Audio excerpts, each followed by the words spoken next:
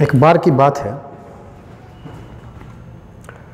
कुछ साइंटिस्ट ने एक एक्सपेरिमेंट किया। उस एक्सपेरिमेंट में उन्होंने क्या किया कि एक बड़े से रूम में कुछ बंदर को डाल दिया। उस रूम के बीच में कुछ ऊंचाई पे एक केले के गुच्छे को रख दिया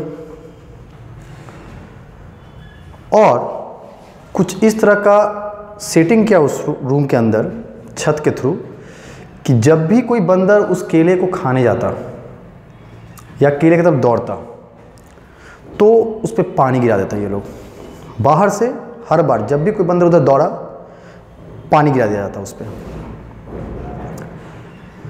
अब ये चीज़ लगातार करते गया वो लोग। जब भी कोई बंदर कभी दौड़ा पानी गिरा दिया गया उस पर। और बंदर को नॉर्मली पानी से डर लगता है तो वो लोग भागते हैं पानी से। तो ये प्रोसेस कुछ दिन चलने के बाद सारे बंदर को ये समझ में आ गया कि जब भी उस केले की तरफ जाएंगे तो पानी गिरेगा। उसके बाद कोई उस केले की तरफ जाता नहीं था। उसके बाद उन लोगों ने क्या किया कि एक और बंदर बाहर से डाला। जैसे उस बंदर को डाला उसने उस केले को देखा और केले की तरफ दौड़ा। जैसे ही दौड़ा उस पे पानी गिरा दिया गया, साथ साथ बाकी बंदर पे भी पानी गिरा दिया गया। उससे क्या हुआ कि सारे बंदर उस नए बंदर से नाराज होके उसको मारने लगे। इस नए बंदर को यह समझ में आ गया कि जब भी उस केले की तरफ जाएंगे एक तो पानी गिरेगा और दूसरा मार खाएंगे। अब इन साइंटिस्ट ने बारी बारी से वहाँ से बंदर रिप्लेस करना शुरू किया। मतलब एक नया बंदर लाया। ऑलरेडी जो बंदर वहाँ थे उनको यह समझ में आ गया था कि केले की तरफ अगर दौड़ेंगे तो पानी गिरा दिया जाएगा। उसको वहाँ से हटा लिया गया, एक नया बंदर डाला गया। नया बंदर फिर उस केले के गुच्छे की तरफ गया। जैसे ही उसकी तरफ दौड़ा अब साइंटिस्ट को पानी गिराने की जरूरत नहीं था। जैसे ही उधर दौड़ा बाकी सारे बंदर उसको पकड़ के मारने लगे, क्योंकि अब नए बंदर को यह पता था क्या कि हाँ कोई भी उसकी तरफ जाएगा तो मारना है। बाकी बंदर को भी पता था कि अगर उधर कोई गया केले की तरफ तो पानी गिरेगा, इसलिए मारना है।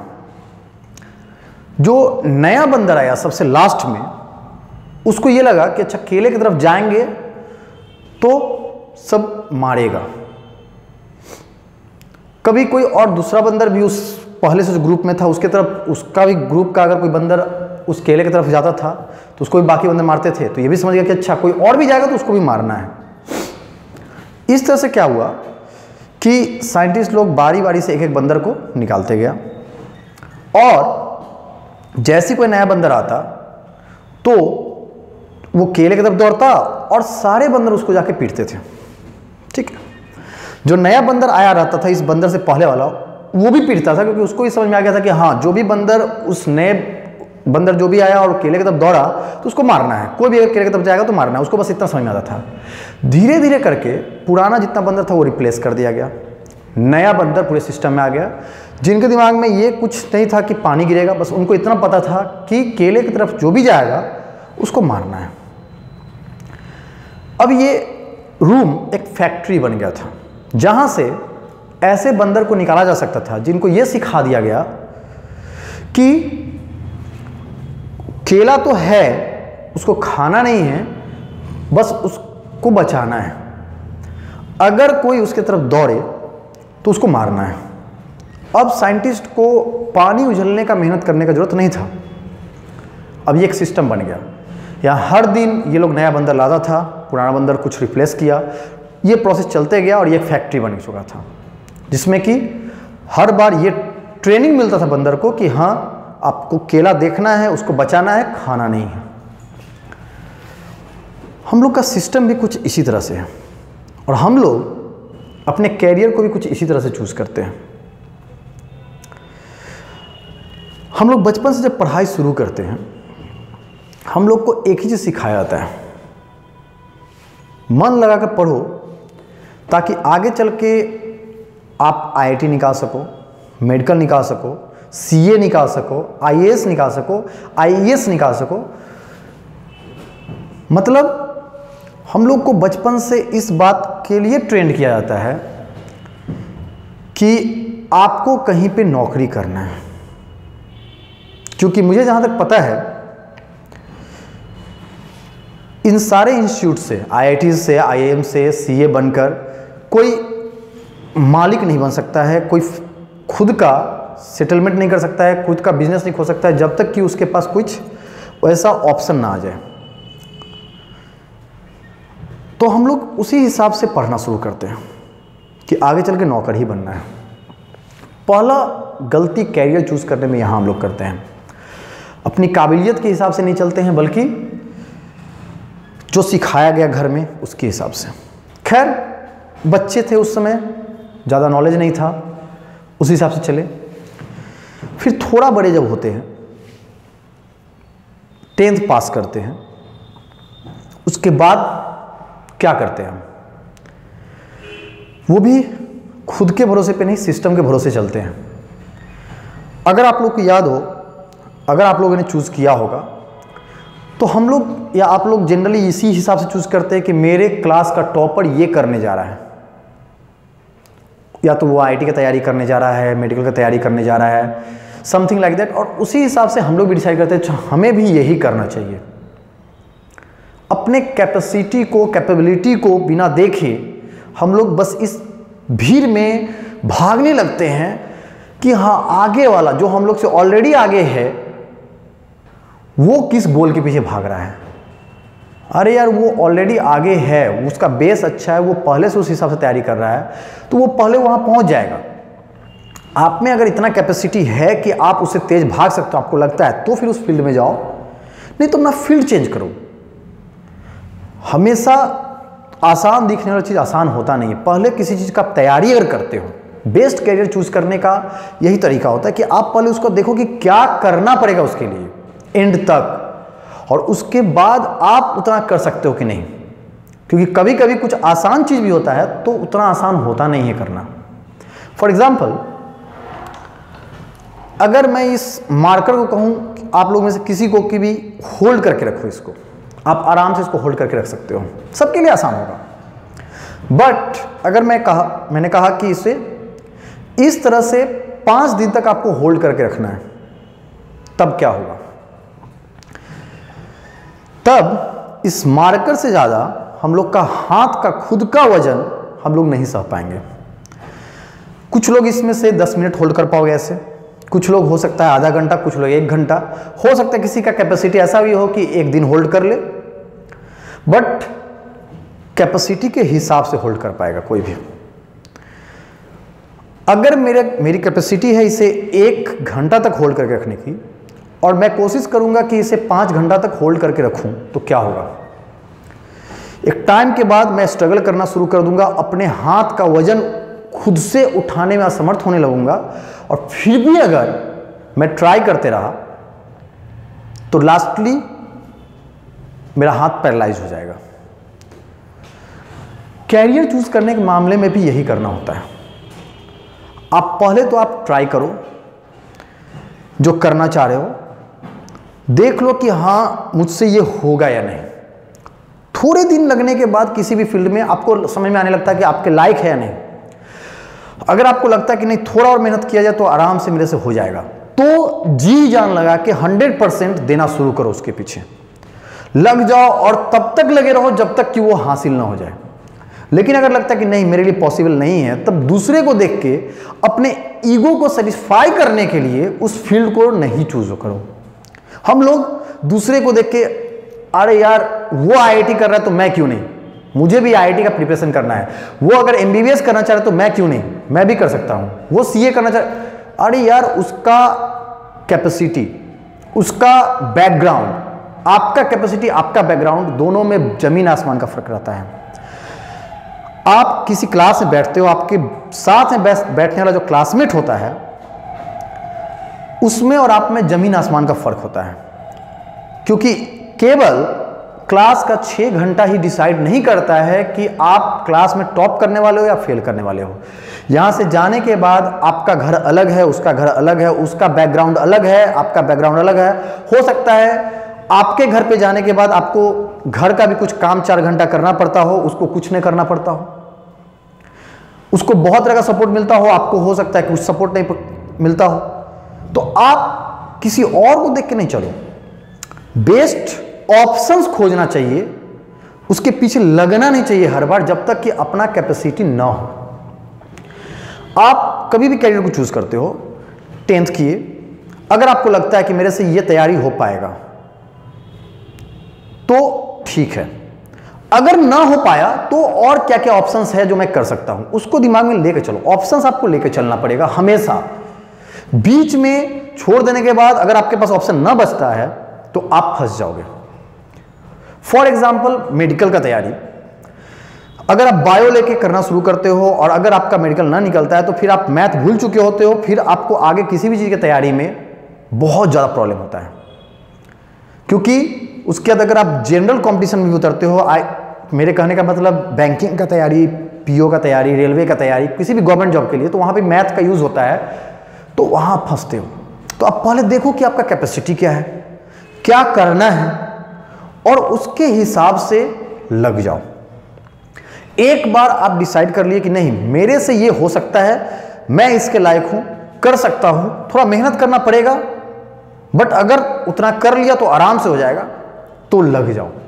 और उसके बाद जी जान लगा कि उसके बाद कोई कहते रह जाए आपसे कि आपसे नहीं होगा, उससे फर्क नहीं पड़ता है। आपके अंदर से ये आवाज आनी चाहिए कि हाँ मेरे से ये हो जाएगा। और ये सबके अंदर एक होता है, जब आप तैयारी शुरू करते हो तो अंदर से लगता है कि नहीं अब मैं कर सकता हूं, और यही आपके लाइफ का टर्निंग पॉइंट होता है। जब तक ये नहीं करोगे आप कुछ नहीं कर सकते हो। इसीलिए पहले आप कैरियर चूज कीजिए, डिसाइड कीजिए कि क्या कर सकते हो। ऑप्शंस बहुत सारे हैं, लेकिन समय से पहले आपको उसमें लगना पड़ेगा। आप 10th के बाद IIT की तैयारी शुरू करोगे, बहुत ऐसे स्टूडेंट होते हैं जो 10th से पहले शुरू करते हैं। आप BSc BA करने के बाद, बैचलर्स डिग्री करने के बाद UPSC की तैयारी करोगे, बहुत सारे ऐसे स्टूडेंट हैं जो पहले से कर रहे होते हैं, तो वो आपसे ऑलरेडी आगे है। अगर आपको 10th करने के बाद लगा IIT करना चाहिए और आप जब गए तो आपको लगा कि नहीं अब मेरे से नहीं होगा, मेरा बेस वैसा नहीं है, आप वहीं पे फ्लिप करो। आप बस 12th करने का सोचो किसी तरह से, और 12th करते करते ये सोचो कि हाँ उसके बाद UPSC आता है, रेलवे, बैंकिंग, पीओ, बहुत सारे ऑप्शन है BSc के बाद, तो लग जाओ, पहले से ही लग जाओ, ताकि आप BSc करते करते उसके लायक बन चुके हो और अब आप बहुतों से आगे रहोगे। नहीं तो फिर अगर आप 12th निकाल दिए इसी तरह से कि नहीं तैयारी करना है और नहीं हो पाया, फिर आप BSc कहीं भी एडमिशन लिए, BA में कहीं एडमिशन लिए, बैचलर्स डिग्री में, और उसके बाद फिर वहां कर रहे हो तैयारी और फिर सोच रहे हो अच्छा 2 साल बाद तैयारी शुरू करेंगे, जब UPSC की तैयारी अगर करना है और BSc करने के बाद तैयारी शुरू करेंगे तो फिर आप फंसोगे। तो आप शुरू में ही सोचो, स्टार्टिंग ही सही तरीका से होना चाहिए। अगर आपका नींव सही ना रहे, बेस अगर सही नहीं रहे, तो उस पर बहुत ऊंचाई तक आप बिल्डिंग नहीं बना सकते हो। एक झोपड़ी बनाना अलग चीज होता है, एक ऊंचाई तक बिल्डिंग बनाने के लिए बेस उतना ही मजबूत करना पड़ता है। तो आप पहले से करो। कोई जरूरी नहीं है कि IIT ही या इंजीनियरिंग ही या मेडिकल ही या फिर CA करना ही बस लाइफ है, उसके बाद भी बहुत कुछ है। UPSC का तैयारी शुरू की, UPSC में पता चला कि अच्छा जब तैयारी करने आए तो ऑलरेडी लेट कर चुके हैं, BSc करने के बाद आए हैं और ऑलरेडी लोग यहाँ बहुत पहले से करते रहते हैं और मुझसे ना हो पाएगा, तो उसी समय फ्लिप करो PhD की ओर। PhD करो, बहुत सारे ऑप्शन उसके बाद ही मिलेगा, बाहर साइंटिस्ट बन सकते हो, बहुत सारे ऑप्शन है। दूसरे कोर्स की तरफ फ्लिप करो। टाइम बर्बाद कभी कभी हो जाता है, बहुत मेहनत करने के बावजूद भी। इसीलिए पहले आप सोचो कि क्या करना है और उसके बाद आप कर पाओगे कि नहीं उसका जायजा लो, बाकी लोगों से मिलो, कुछ टीचर से मिलो, कुछ जो अच्छा सलाह दें आपको उनसे मिलो, उसके बाद डिसाइड करो। किसी भी मैच में, क्रिकेट मैच का एक एग्जांपल लें, 2 टीम खेलती है। नॉर्मली अगर सेटिंग कुछ ऐसा नहीं है, 2 टीम जी जान लगा के खेलती है, फिर भी एक जीतती है और दूसरा हारता है। तो क्या हारने वाला जी जान लगा कोशिश नहीं किया था? किया था। कहीं ना कहीं कुछ कमी रह गया। तो हर बार आप जो तैयारी करो वो आपको मिल ही जाए ऐसा जरूरी नहीं है, बट आप 100% देने की कोशिश करो और डिसाइड करके कि हाँ मेरे से ये होगा या नहीं होगा। एक बात और, कैरियर वही चूज करो जो आप 10 साल के बाद उस फील्ड से जो जॉब मिलेगा उसको आप कर पाओ। क्योंकि आज आप कैरियर किसी और को देख के चूज कर लेते हो, फिर वहां से एक जॉब मिलता है आपको और पता चला उस जॉब में आपको कोई इंटरेस्ट ही नहीं है, तो उसके बाद आप उसी बंदर की तरह हो जाओगे जो कि सोसाइटी में बस सिस्टम के लॉन्ग चल रहा है, अकॉर्डिंग टू द सिस्टम। लगा है, दिख रहा है कि ये कर सकते हैं बट कर नहीं पा रहे। क्यों? क्योंकि मेरा तो बस सुबह से रात तक बस ये जॉब करना है जिसमें मेरा कोई इंटरेस्ट नहीं है, बस करते जा रहे हैं। तो उस साइंटिस्ट की तरह जो एक्सपेरिमेंट में बंदर बना, वो बंदर बनने से अच्छा है कि खुद अपना बेस बनाओ, खुद सोचो कि हाँ हम क्या कर सकते हैं, दूसरे को देख के उसके चक्कर में नहीं पड़ो और 8 to 8 ड्यूटी करने वाले बनने से पहले ये सोचो कि हाँ जो ड्यूटी मिलेगा, जो जॉब मिलेगा, उसको मैं जिंदगी भर कर सकता हूं कि नहीं। अगर जिंदगी भर आप नहीं कर पाओगे तो उसको चूज करो ही नहीं, क्योंकि उसके बाद आप वेल ट्रेंड हो जाओगे, ठीक है। आप में और सामान ढोने वाले जानवर में कोई अंतर नहीं रह जाएगा। एक टांगा खींचने वाले जानवर में, घोड़े में, उनको भी वही कहा जाता है बस ऐसे ऐसे चलो। डायरेक्ट करने वाला कोई होता है, आप अपना कुछ सोच नहीं पाओगे, आपका दिमाग किसी काम का नहीं रहेगा, बस आप 9 to 9 जाके 8 to 8 जाके वर्क करोगे। तो पहला तो कैरियर अपने चॉइस के हिसाब से चूज कीजिए जिसको आप 10 साल के बाद कर सकते हो। दूसरा, अगर आप चूज कर चुके हो तो आप देख लो कि हाँ आपसे ये हो पाएगा कि नहीं, आगे तैयारी कर पाओगे कि नहीं, उसके लिए जो करना है, क्योंकि सिलेबस कितना है, क्या है, वो सारा चीज पहले पता करो। अगर आपको लगता है कि हाँ मेरे से हो जाएगा तो फिर जी जान लगा के उतर जाओ, क्योंकि सच में कभी कभी कुछ चीज इम्पॉसिबल नहीं होता है, बट कभी कभी एक टाइम गुजरने के बाद बहुत सारी चीज इम्पॉसिबल हो जाते हैं, ठीक है। तो नथिंग इज इम्पॉसिबल ये कहने में, सुनने में अच्छा लगता है, थोड़ा सा कॉन्फिडेंस जरूर बढ़ाता है, बट पहले आप ये देख लो कि टाइम आपके पास सफिशिएंट है कि नहीं। मैं रोज छत पे जाके कोशिश करूं कि एक दिन कभी जंप करके चांद को छू पाऊंगा तो ये मेरा बेवकूफी होगा। This time it is impossible. तो हम तैयारी करेंगे उस तरह से कि हाँ जाके वहां छूने का, कूद के कभी नहीं छू सकते हैं चाहे कितना भी टाइम मिल जाए। तो पहले आप डिसाइड करें, डिसाइड करने के बाद कि क्या कर सकते हैं जिंदगी भर, और उसके बाद उसके पीछे जी जान लगा के, एक एक सेकंड लगा के और भिड़ जाए। बस यही तरीका है। That's it.